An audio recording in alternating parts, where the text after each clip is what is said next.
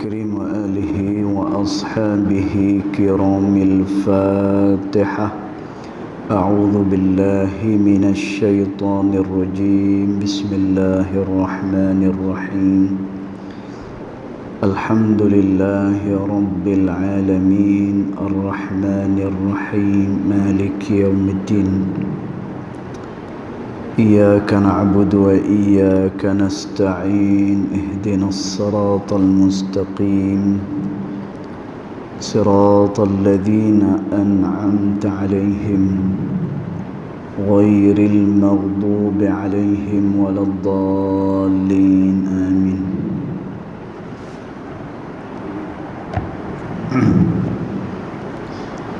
السلام عليكم ورحمة الله وبركاته. الحمد لله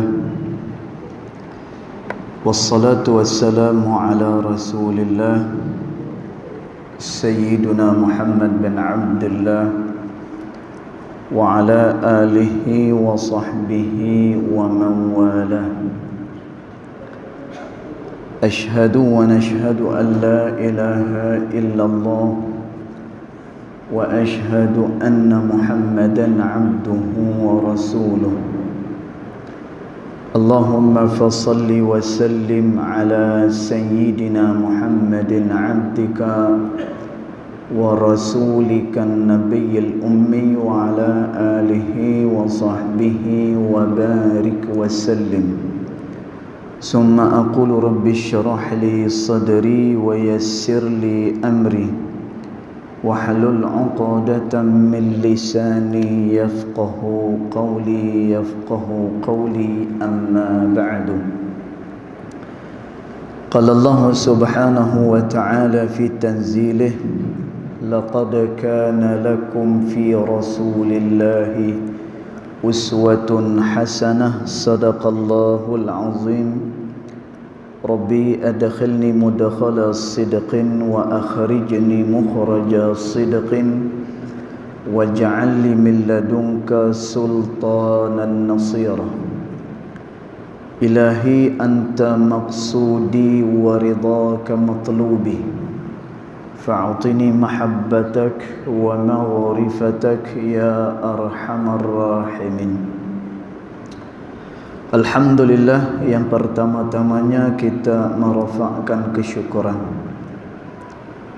kehadirat Allah Subhanahu wa ta'ala, yang mana dengan limpah kurnianya, dengan rahmatnya, alhamdulillah kita masih lagi diberikan kesempatan, ruang dan juga peluang oleh Allah Subhanahu wa ta'ala untuk sekali lagi kita dapat bersama-sama di dalam rumah Allah.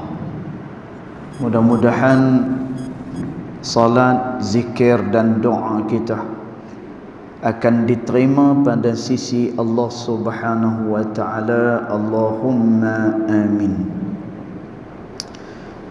Tuan-tuan puan-puan dirahmati Allah sekalian, kita sambung lagi pada ibarat yang berikutnya daripada kitab Adab Sulukil Murid yang dikarang oleh Al-Imam Al-Habib Abdullah bin Alawi Al-Haddad rahimahullahu ta'ala.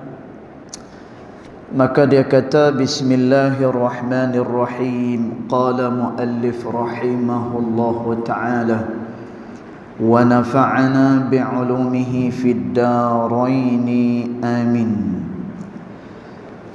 Dia kata, wal yubaligh fi tanqiyati qalbihi alladhi huwa mawdi'u nazari rabbih.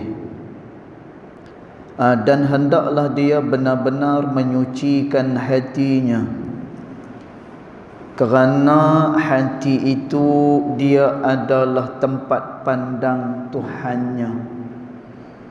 Tuan-tuan, kita dah terang benda ni.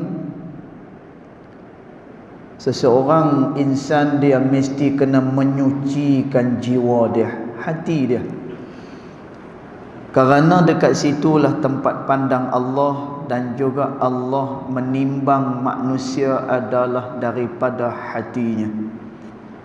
Dan kita dah sebut ada orang yang beramal dengan amalan yang besar sekalipun tak diterima oleh Allah, kerana dia tidak ada keikhlasan. Bila kata ikhlas, dia adalah perbuatan hati.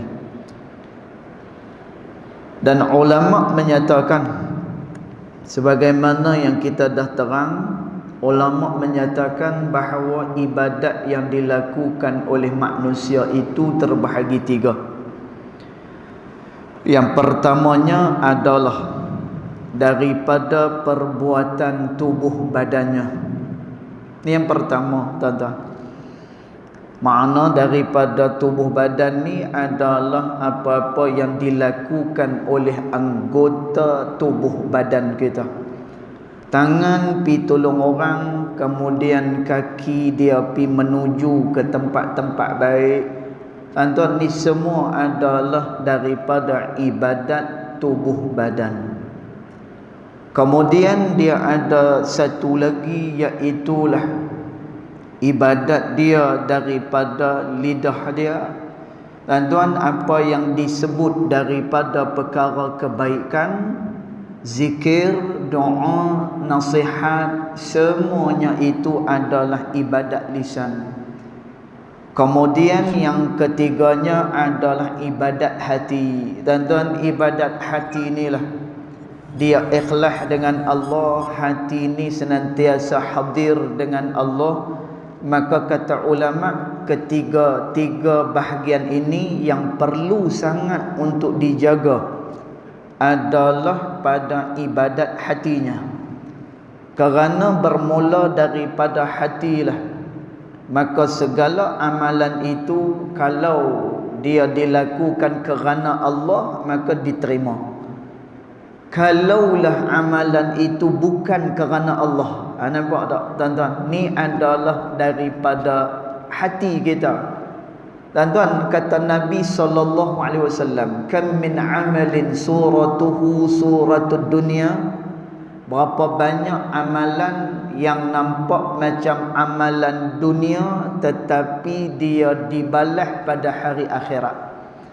Tuan-tuan, dia nampak amalan dunia, tetapi dia dibalas pada hari akhirat. Pasal apa? Kerana hati dia. Dan Nabi SAW kata, berapa banyak amalan yang nampak macam amalan akhirat, tetapi di akhirat esok tak dibalas oleh Allah. Maknanya tak diberikan kebaikan oleh Allah. Dan tuan, pasal apa? Juga adalah berpunca daripada hati seseorang. Maka kerana tu Al-Imam Al-Haddad rahimahullahu ta'ala dia kata, maka hendaklah dia bersihkan hati dia, kerana hati adalah tempat pandang Tuhan dia. Dia kena bersihkan daripada apa? Minal maili ila syahawatid dunia. Dia kena bersihkan hati dia daripada cenderung kepada syahwat-syahwat dunia. Maknanya keinginan dunia. Dan tuan, dunia ni dia ada bahagian yang tercela dan juga ada bahagian yang dipuji. Dan tuan, dunia bahagian yang tercela adalah bila mana seseorang dia mengambil dunia lalu dia melupakan akhirat. Dan tuan, kalau dia buat pada dunia macam tu, maka ini adalah bahagian dunia yang tercelah. Tapi kalau dia mengambil dunia sebagai jambatan ke negeri akhirat, dan tuan, ini merupakan bahagian dunia yang terpuji. Kerana tu kata Nabi SAW, ada dua golongan yang boleh untuk kita rasa iri hati dengan mereka. Tuan-tuan, siapa dia dua golongan ni? Dua golongan ni kita boleh iri hati dengan dia. Biasanya iri hati ni tak boleh. Tuan-tuan, tapi dengan dua golongan ni dia boleh untuk iri hati. Tuan-tuan, tapi kita kena faham, iri hati dekat sini kerana kita nak menyamai mereka, bukan kita nak nikmat yang ada pada mereka tu dihilangkan. Bukan macam tu. Tuan-tuan, siapa dia dua golongan ni? Pertama, kata Nabi SAW, orang yang didatangkan dengan ilmu lalu ia beramal dengan ilmu dia. Tuan-tuan, jenis ni kita boleh iri dengan dia. Tapi iri yang macam mana? Kita iri, kita pun nak menyaingi dia di dalam mengamalkan apa-apa ilmu yang kita dengar. Tuan-tuan, tu boleh. Kemudian golongan yang kedua, orang yang diberikan harta oleh Allah, kemudian dia menginfakkan hartanya pada jalan Allah. Tuan-tuan, Nabi sebut benda ni. Orang yang diberikan harta lalu dia gunakan harta pada jalan Allah. Tuan-tuan, sebab itu kita kata tadi, dunia ni dia ada dua bahagian. Satu bahagian tercela. Tuan-tuan, sebagaimana yang disebut oleh Nabi SAW, ad-dunya mal'unah. Dunia itu dilaknat oleh Allah Subhanahu wa ta'ala. Tuan-tuan, laknat macam mana? Orang yang mengambil dunia melupakan akhirah. Tuan-tuan, ni bahagian dunia hak yang tidak elok. Tapi kalau dia mengambil dunia untuk jambatan ke akhirah, tuan-tuan, malah orang yang diberikan dengan kekayaan harta, kemudian dia jadikan harta itu untuk mendekatkan diri kepada Allah, tuan-tuan, dia telah pun mendapatkan nikmat yang begitu besar daripada Allah Subhanahu wa ta'ala. Tuan-tuan, kita tengok seumpama dengan Imam Malik rahimahullahu ta'ala. Tuan-tuan, Imam Malik ni dia kaya. Tuan-tuan, tak semua kaya itu dicela. Kaya yang dicela macam kita sebut tadi, dahlah kaya, kemudian tak reti bersyukur kepada Allah, yang ni tercela. Tuan-tuan, dia kaya, dia lupa kepada Allah Subhanahu wa ta'ala, yang ni tercela. Tuan-tuan, dia kaya, dia gunakan kekayaan kepada perkara-perkara maksiat kepada Allah, yang ni tercela. Tuan-tuan, Imam Malik bin Anas rahimahullahu ta'ala, seorang ulama besar yang digelar dia Al-Imam Darul Hijrah, guru kepada mazhab kita Al-Imam Syafi'i rahimahullahu ta'ala. Tuan-tuan, jubah dia mahal, kemudian apa yang dia pakai mahal.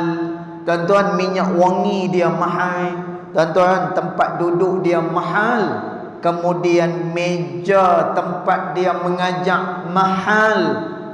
Tuan-tuan, dia satu orang yang sangat kaya raya.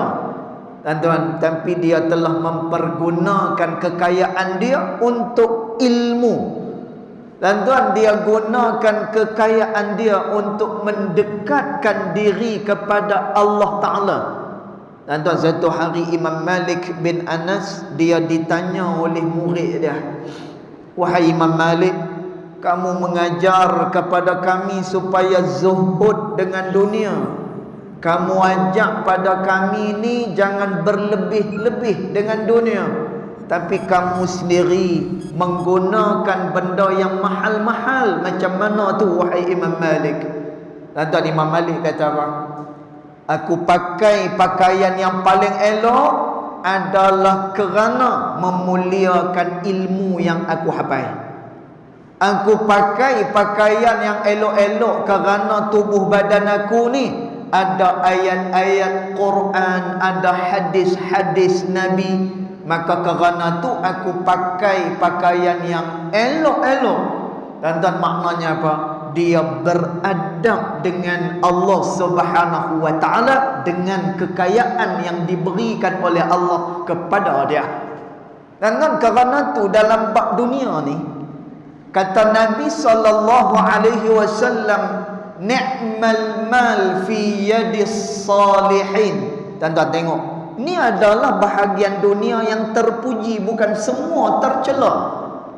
Tuan-tuan, saya sebut benda ni kerana ada orang yang dia kata, nah, bila sebut dunia ni dia kata apa ni bangkai, dia kata dunia ni adalah benda yang hina. Ya betul tuan-tuan, dunia bangkai, dunia hina bila mana kita salah dalam mempergunakan dunia ini. Tuan-tuan, sebab itu dalam hadis Qudsi Allah Subhanahu wa taala menyebut kepada dunia ketika mana dunia dijadikan oleh Allah. Tuan-tuan, Allah Ta'ala kata, "Hei dunia," kata Allah. Ni hadis Qudsi. Kata Allah, "Hei dunia, siapa-siapa yang menjadi hamba kepada aku, siapa-siapa yang taat kepada aku perintah supaya engkau menjadi khodam kepada orang tersebut." Tuan-tuan, ni Allah Ta'ala perintah kepada dunia. Kalaulah orang yang duduk dalam dunia ni dia taat kepada Allah, Allah Ta'ala kata, "Hei dunia, kamu jadi khodam pada dia." Tuan-tuan, khodam ni apa dia? Khidmat. Wahai dunia, kamu khidmat kepada orang yang taat kepada Allah. Tetapi wahai dunia, nampak tak tuan-tuan? Ni bahagian dunia yang terpuji dan tercela. Kemudian Allah Ta'ala kata, "Hei dunia, kalaulah orang yang berada di dalam kamu tu dia berkhidmat kepada kamu, tidak berkhidmat kepada aku," kata Allah, "aku perintah wahai dunia, maka hendaklah engkau jadikan dia itu sebagai hamba kepada kamu." Tuan-tuan, jadi bukan semua benda dunia ni tercela. Jadi macam mana cara kita menggunakan dunia yang diberikan oleh Allah Subhanahu wa taala. Maka kerana tu kata Imam Al-Haddad rahimahullahu taala, jaga hati tu, jangan sampai dia cenderung kepada syahwat-syahwat dunia. Yang mana? Yang tercela, sebagaimana hak yang kita sebut tak zat ni. Tuan-tuan, memang tuan-tuan, dunia ni dia punya kesan dia sangat besar. Kata Allah Subhanahu wa taala, "Bal tu'thirunal hayatad dunya wal akhiratu khairun wa abqa." Bahkan kamu lebih cenderung, kata Allah, bahkan kamu lebih terkesan, kata Allah, dengan dunia berbanding dengan akhirat yang lebih kekal, kata Allah Subhanahu wa taala. Tuan-tuan, kesan dunia ni dia begitu besar. Sebab itu Qarun masa dia miskin, dia selalu bermunajat kepada Allah Subhanahu wa taala. Ni Qarun. Tuan-tuan, Qarun masa dia miskin, tiap-tiap hari dia akan bermunajat dengan Allah Subhanahu wa taala. Dan dia bersahabat baik dengan Nabi Allah Musa alaihi salam. Tapi bila mana dia diberikan kekayaan oleh Allah Subhanahu wa taala, akhirnya dia terlupa siapa dia dahulu. Tuan-tuan, dia terlupa untuk bersyukur kepada Allah, sehinggalah Qarun ditenggelamkan oleh Allah sekali dengan harta dia. Tuan-tuan, asal orang yang selalu bermunajat dengan Allah, asal orang yang bersahabat dengan Nabi Allah Musa alaihi salam. Tuan-tuan, tapi bila diberikan dunia, akhirnya dia lupa dan kufur kepada Allah Subhanahu wa taala.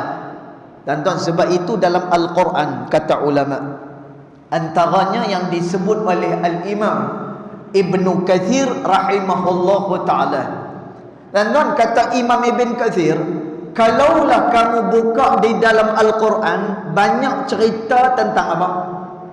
Tuan-tuan, Quran ni Kalau kita baca dia, kita tengok Quran ni, dia lebih banyak cerita tentang apa?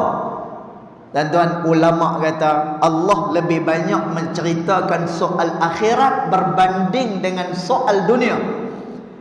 Dan tuan ulama kata pasal apa Allah Ta'ala dia banyak menceritakan soal akhirat berbanding dengan soal dunia? Kerana manusia memang berminat dengan dunia, satu. Dan tuan yang kedua, Allah Ta'ala kata kalaulah diberikan dunia kepada manusia, manusia reti nak buat apa dengan dunia ni. Dan tuan kita biasa dengar kan, orang ni pelajaran tak tinggi. Dan tuan kita biasa dengar ada orang ni dulu dia adalah orang yang tak sukses di dalam apa ni perniagaan dia. Tapi tuan-tuan tengok, sekali dia bangkit, sekali dia berusaha, kejayaan dia melebihi daripada orang yang belajar tinggi. Betul tak? Kan? Orang ni dia tak belajar tinggi, tapi dia punya kejayaan melebihi daripada orang yang belajar tinggi. Masya Allah. Tuan-tuan, dia reti untuk buat dunia, kata Allah Subhanahu wa ta'ala. Tuan-tuan, tapi bab akhirat ni, tuan-tuan tengok bab akhirat, tengok macam mana kan? Ni tak lama lagi nak nisfu Sya'ban, gaduh dah. Nanti nak nisfu Sya'ban, gaduh dah. Gaduh apa dia? Malam nisfu Sya'ban tak ada hadis. Malam nisfu Sya'ban bid'ah. Malam nisfu Sya'ban itu dan ini. Tuan-tuan tengok, nanti ada pro dan juga kontra. Tengok, malam tu saja, hari tu saja, malam nisfu Sya'ban. Tu tak kira lagi hak yang malam Jumaat baca Yasin, tu tak kira lagi. Tuan-tuan, Masya Allah. Jadi kerana itulah kata Imam Ibn Kathir, kenapa di dalam Al-Quran lebih banyak menceritakan soal akhirat? Kerana manusia dia reti nak buat apa dengan dunia. Bahkan memang dunia ni melekat di dalam hati manusia kepada dunia ini.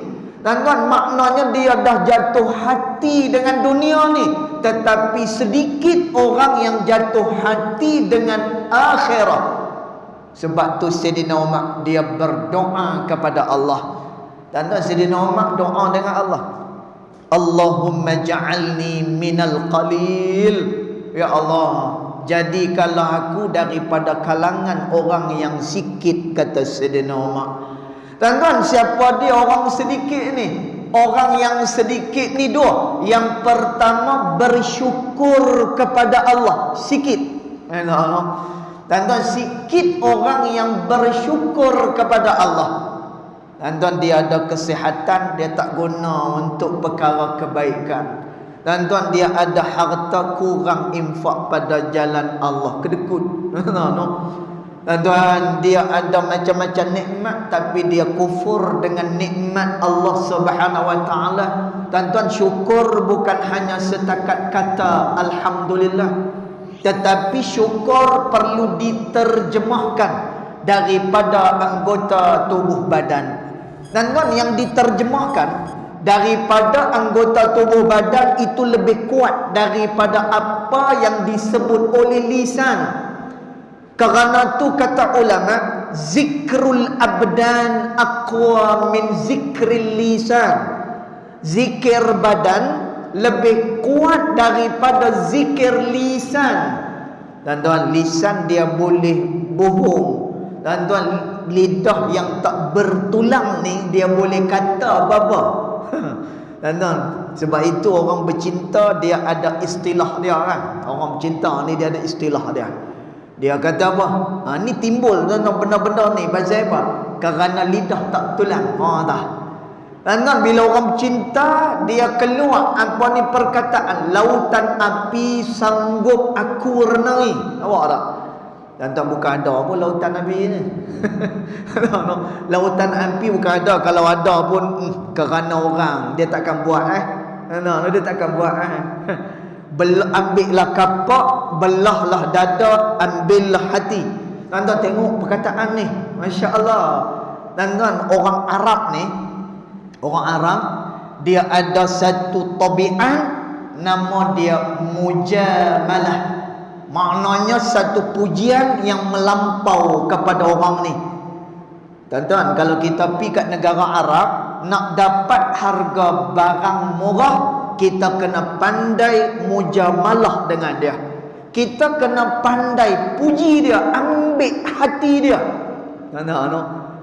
Kalau kita nak harga barang murah, pergi kat dia, Masya Allah, kita kata kat dia, anta kal qamar, kamu ni elok macam bulan, kita kata. Tuan-tuan, dapat harga murah insya-Allah barang hak yang kita nak beli.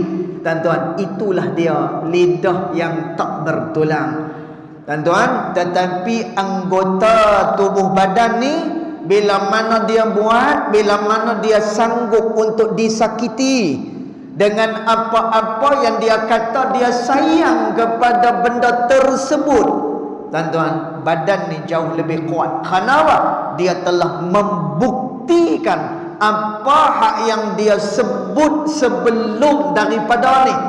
Tuan-tuan, sebab itu sahabat-sahabat Nabi SAW, mereka bukan dakwa pada lisan sahaja, tetapi mereka buktikan dengan anggota tubuh badan mereka. Tuan-tuan, maka kata Imam Al-Haddad, maka jagalah daripada kamu cenderung dengan syahwat, iaitulah kehendak-kehendak dunia ini. Tuan-tuan, kerana apa? Kehendak dunia ini dia begitu terkesan di dalam hati manusia. Kerana tu kita diajak supaya zuhud dengan dunia. Tuan-tuan, apa dia makna zuhud dua, sebagaimana yang disebut oleh Al-Imam Ahmad bin Hanbal di dalam musnadnya. Tuan-tuan, ini adalah satu pentakrifan yang kita rasa tepat berkenaan dengan zuhud ni. Tuan-tuan, zuhud ni apa dia? Dua. Pertama, dia mengurangkan apa-apa yang dihalalkan oleh Allah. Tuan-tuan, contohnya apa? Dia mengurangkan benda yang dihalalkan oleh Allah. Tuan-tuan, maknanya apa? Dia berpada dengan dunia. Tuan-tuan, contohlah, ni contoh saja. Kalaulah dia nak beli kereta, contoh dia nak beli kereta. Tuan-tuan, dia tahu dah perjalanan dia selalunya perjalanan dia lok start ke SP, lok start ke Sungai Petani balik semula sini.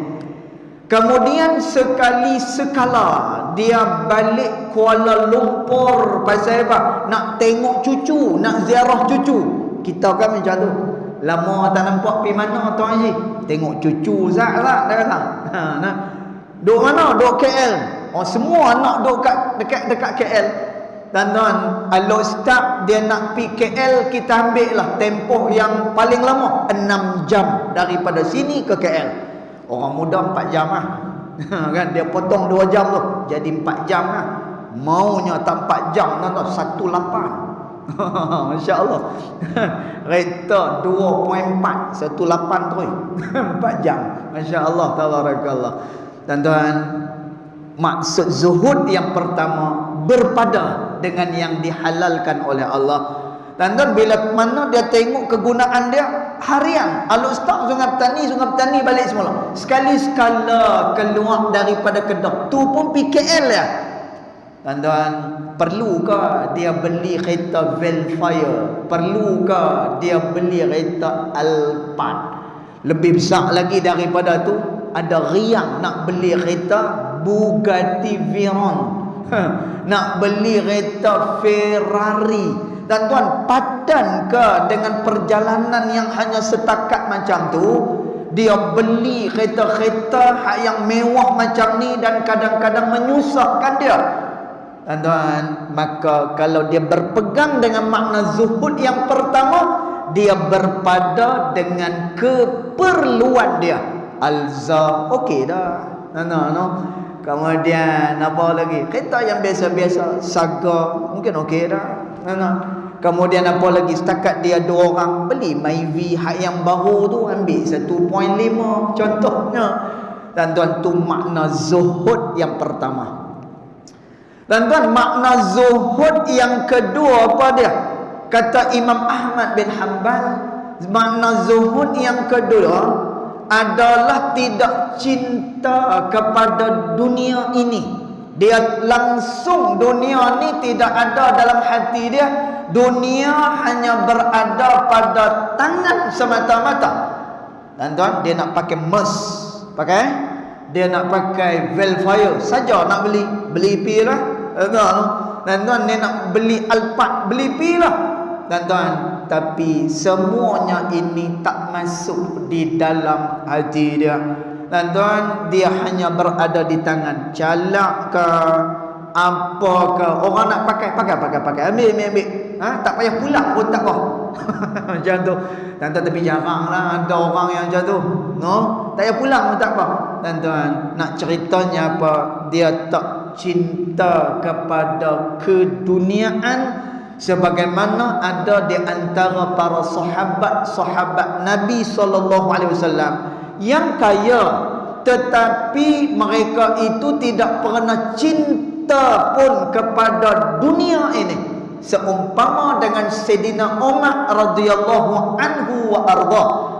Dan tuan, Sayyidina Umar satu hari dia pergi melawat kebun-kebun dia pergi melawat kebun. Dan tuan, menyebabkan dia terlewat, bukan tinggal mayang, tuan, terlewat. Dan tuan, dia terlewat solat zuhur, dia terlewat solat asar. Dan tuan, bila balik ke rumah dia duk berasa, rugilah.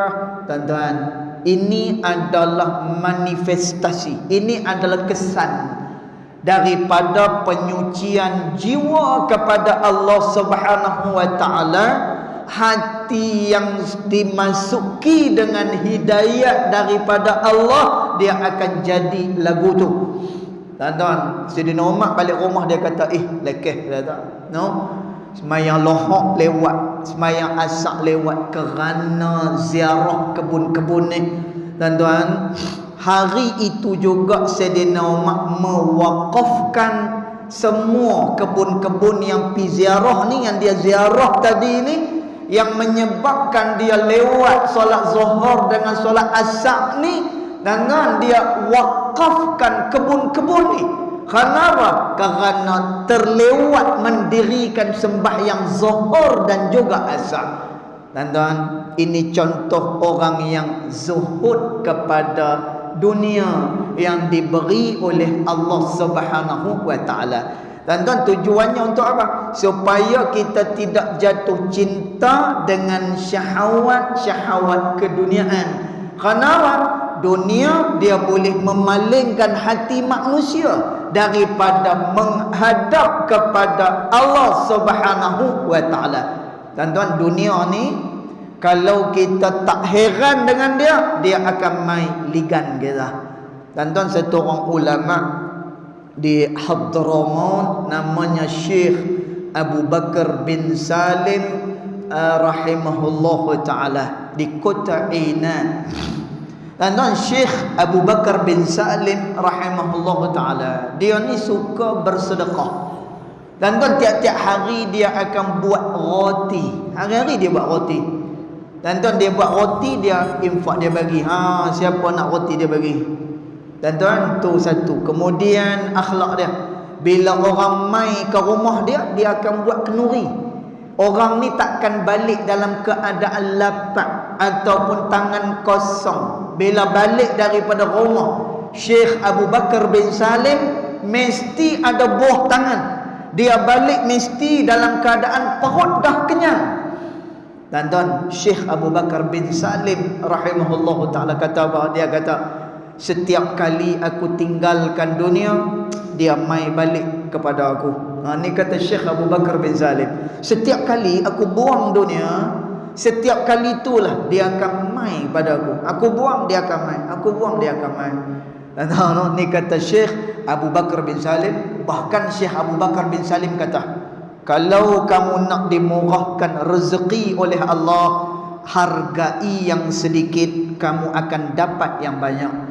Tuan-tuan, kita sekupang tak pandang, RM1 tak pandang, RM10 tak pandang orang kata. Tuan-tuan, Allah RM1, dia tahu macam tu ya, RM1. Tuan-tuan, orang alim kata, orang yang dekat dengan Allah Ta'ala kata, Syekh Abu Bakar bin Salim kata, dia kata apa? Kamu nak dapat yang banyak, bersyukurlah dengan hak yang sedikit.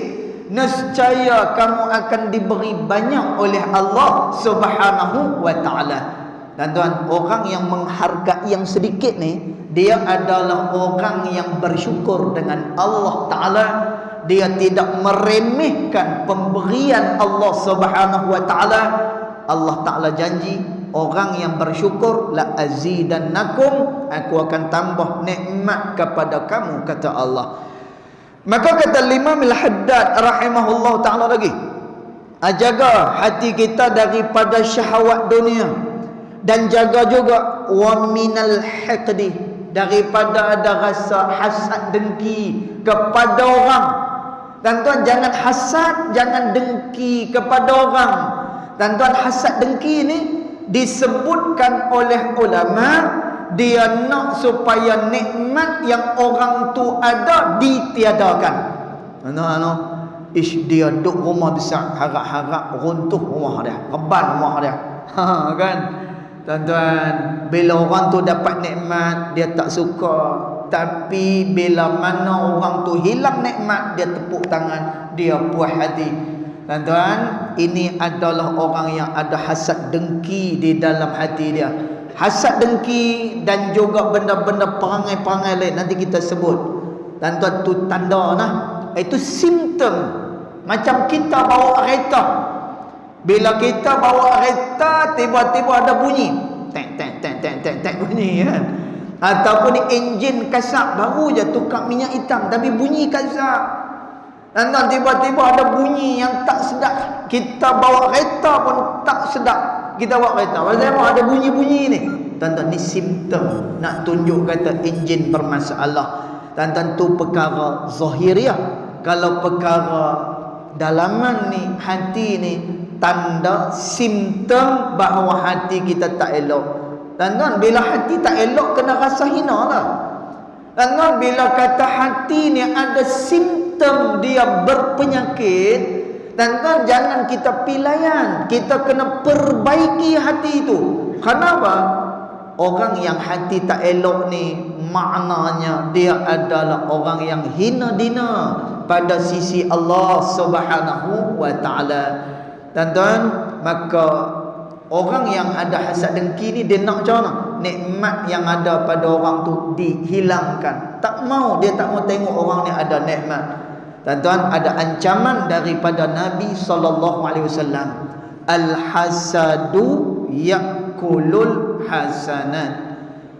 Hasad dengki ni, dia akan memakan, dia akan memusnahkan semua amalan-amalan kebaikan yang dilakukan oleh manusia kepada Allah Subhanahu wa Ta'ala. Wal'iyazubillah. Tuan-tuan, ni hasad dengki ni, kata Nabi SAW, kalau adalah sifat ni dalam hati kita, ada sifat ni, tuan-tuan, maka dia memusnahkan semua kebaikan yang dilakukan oleh kita kepada Allah Subhanahu wa Ta'ala. Tuan-tuan, itu akibat daripada penyakit hasad dan juga dengki. Tuan-tuan, bahkan orang yang ada hasad dengki ni, pandangan aura mata dia berbahaya. Kenapa? Gelombang pandangan mata dia dimasuki unsur-unsur syaitan dan juga iblis yang dilaknat oleh Allah. Tuan-tuan, biasa dengar tak nama sihir ain? Biasa dengar sihir ain kan? Sihir ada banyak sihir. Ada sihir farq, ada sihir memisahkan antara suami dan isteri. Tuan-tuan, tengok nah, kalau ada anak cucu kita masuk rumah ya, berjumpa ya, dia jadi tak serasi, bergaduh sana sini, benda kecil pun nak diperbesarkan. Tuan-tuan, ni tanda sihrul farq, iaitu sihir pemisah, nak memisahkan antara suami dan juga isteri. Tuan, dia ada sihir, nama dia sihrul ain, yang itulah sihir daripada pandangan mata. Kata Nabi sallallahu alaihi wasallam, al-ainul haq, kata Nabi. Ain itu benar, kata Nabi. Ain itu, kata Nabi, kalaulah unta berada di atas bukit, di atas gunung, dengan ain itu unta ni dia boleh jatuh ke bawah. Dan kita tak perasan, kadang-kadang kita mungkin terkena sihir ain. Dan kadang-kadang tiba-tiba balik sakit, tiba-tiba sakit. Dan benda ni berlaku dan pernah berlaku kepada Sayyidina Hasan, iaitulah cucu kepada baginda Nabi Muhammad sallallahu alaihi wasallam. Lalu Nabi sendirilah yang merawat Sayyidina Hasan radhiyallahu anhu wa ardah bila mana dia terkena ain. Dan tuan, ain ni apa dia? Ain ini adalah pandangan yang mana dia pandang seseorang kerana dua perkara. Pertama, dia kagum dengan orang ni. Yang keduanya, dia pandang dengan perasaan dengki pada orang tersebut. Bahaya pandangan ni. Dan dia pandang tu dia kagum. Sebab itu kita diajak, bila kita nampak benda-benda yang mengagumkan kita, kita sebut apa? Subhanallah, Maha suci Allah. Tuan-tuan, kembalikan kekaguman kita kepada Allah Subhanahu wa taala. Kita nampak apa pun juga, orang bawa kereta elok, subhanallah, kita kata macam tu. Tuan-tuan, supaya apa?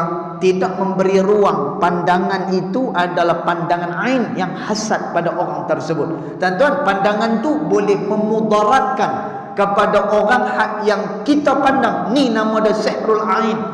Pandangan kagum satu, yang keduanya pandangan yang ada di dalam hati dia perasaan hasad dan juga dengki. Tuan-tuan, dia tengok orang tu tak puas hati, dia tengok apa dia ni, tengok macam tu. Tuan-tuan, kalau adalah rasa kita dengki kat satu orang, tuan-tuan, Nabi sallallahu alaihi wasallam, ulama ajak pada kita, fata'awwadhu billah, minta perlindungan dengan Allah Subhanahu wa taala. Dan tuan, jejak langkah syaitan jangan diikuti. Kita kena potong jejak langkah syaitan ini. Dan tuan, syaitan antara sifat dia hikid, dia ada hasad dengki. Kepada siapa? Abuna Adam alaihi salam. Bila disuruh bersujud pada Nabi Allah Adam alaihi salam, tuan-tuan, apa kata iblis? Iblis kata, khalaqtahu min tin wa khalaqtani min nar. Kamu jadikan Adam daripada tanah liat, aku kau jadikan daripada api. Tuan-tuan, perkataan ni nak tunjuk kata apa? Iblis dia nak angkat diri dia bahawa dia lebih mulia daripada kejadian Nabi Allah Adam alaihi salam. Kemudian dia kata wal ghilli, dan jagalah hati itu daripada wal ghilli. Tuan-tuan, ghilli maknanya adalah khianat. Ghilli dia ada perasaan khianat. Tuan-tuan, jauhkan perasaan tu. Wal ghishi, dan juga hati yang penuh dengan penipuan. Tuan-tuan, maknanya ada nifak di dalam hati dia. Tuan-tuan, nak kena scan lah, nak kena scan. Jangan kita pilayan, kan? Ada rasa hasad dengki, dia layan hasad dengki dia tu. Aku harap dia ni mampu ya. Tuan-tuan, aku harap dia ni bankrupt ah. Tuan-tuan, amalan yang kita buat tak diterima oleh Allah Subhanahu wa taala. Bila mana Allah Taala tak terima amalan kita, bermulalah episod kehidupan pada kita, iaitu episod kebinasaan kita di dunia dan juga di akhirat, bila mana amalan tu tak dipandang lagi dah oleh Allah Subhanahu wa taala. Ghilli, khianat hati dia. Tuan-tuan, ghishi, tipu, ada nifak di dalam hati dia. Li ahadim minal muslimin, kepada setiap daripada orang muslim, wa minadh-dhanni su'i bi ahadin minhum, dan juga dia ada rasa su'i bi ahadin minhum, salah sangka daripada manusia. Maka kata Imamul Haddad, kamu kena tukar segala keburukan ni dengan apa? Wal yakun nasihan lahum, kamu kena jadi orang yang memberi nasihat pada dia, berbuat baik pada dia. Rahiman bihim, kamu kena kasih dengan mereka. Musyfiqan alaihim, dan kamu kena menjadikan mereka itu saudara kepada kamu. Dan insya-Allah nanti kita akan sambung lagi ibarat yang berikutnya ini insya-Allah pada pertemuan yang akan datang insya-Allah taala alam.